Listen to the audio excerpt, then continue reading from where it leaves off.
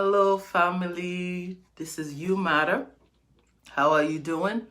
If you can please tag somebody, let them know we are online. And you could also share too. Good afternoon, good evening, wherever you are. How's your day going? So, this is You Matter. I posted something earlier, Rating Fund, if you know what it is. Rating Fund is basically another name for emergency fund. Okay? I've always been mentioning that there's always a need for you to have an emergency fund.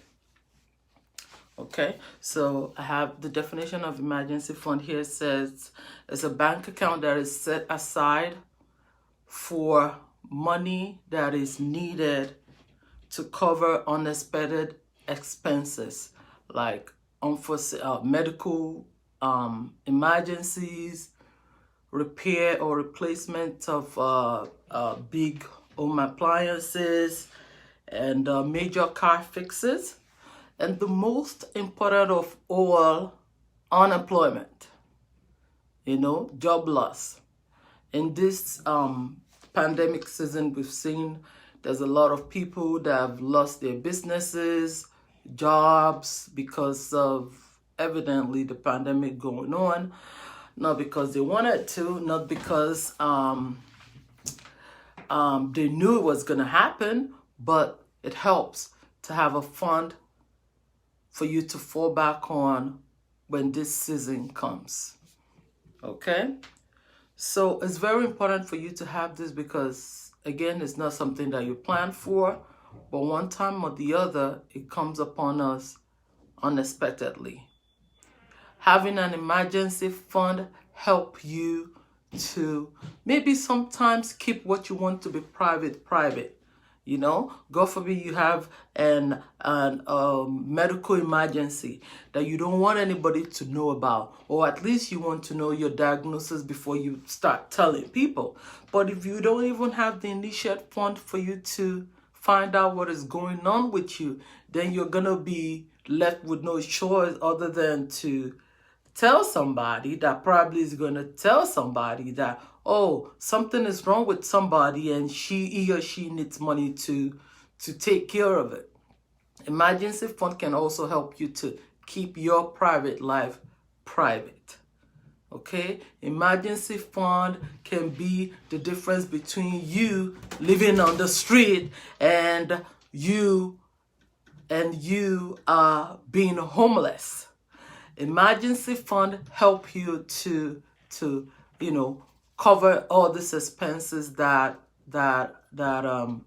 can come up without you knowing about it. And it's also said that a bird in hand is a bird in hand is better than a million in the bush. Okay, so if you have $500 in your hand, you're able to plan on it, what to do with it, what to not do with it. And it gives you a little cushion between you and your next job, between you and your next car, between you and you knowing what's going on with you medically. Okay? Now, there's no type of savings that is easy. Okay, we've been saying that all along. No type of saving is easy. But what you do need to do is to be self-disciplined. You have to be disciplined in the amount that you want to put away. You have to be disciplined in your expenses to afford you the ability to save for you, for your children, for your household. Again, emergency is an emergency, meaning it's not planned. It just comes upon you, not because you've done anything wrong, but it is part of life, okay? And when you have an emergency fund, you are better able to deal with whatever you are dealing with without being stressed with the financial aspect of it.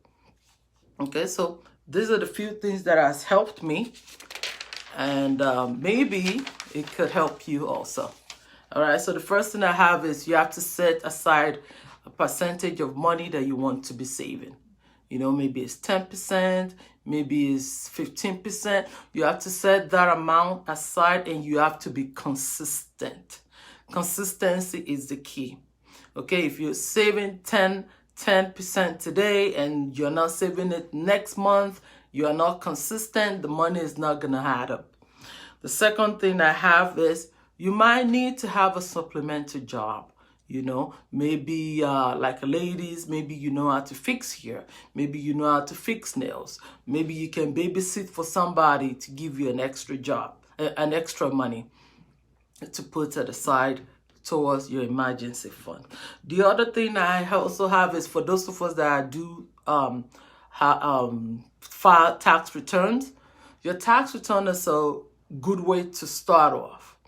Okay, you can save maybe all of your tax return, maybe a portion of your tax return.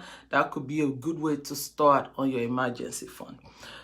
And the most important thing for me personally is I say, don't let your bank, where you put in this money into, don't let it be accessible.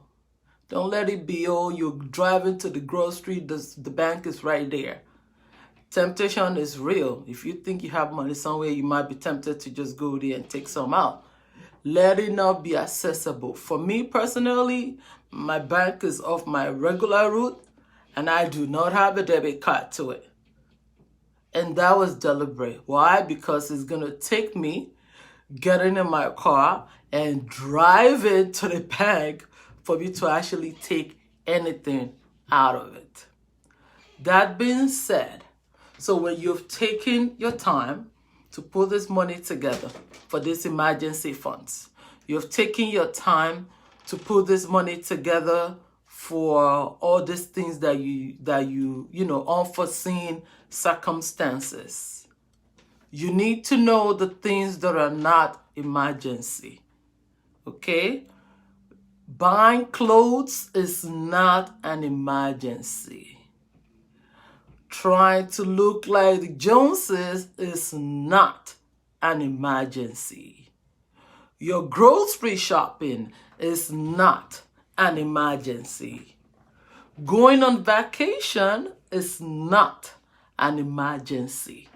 Okay? You have to define what your emergencies are and stick to them.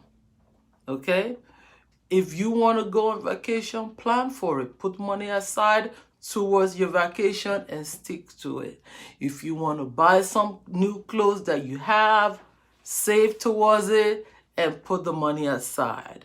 If you want a birthday party for your precious kid, put money to the side to do that. Those things does not constitute an emergency. Okay?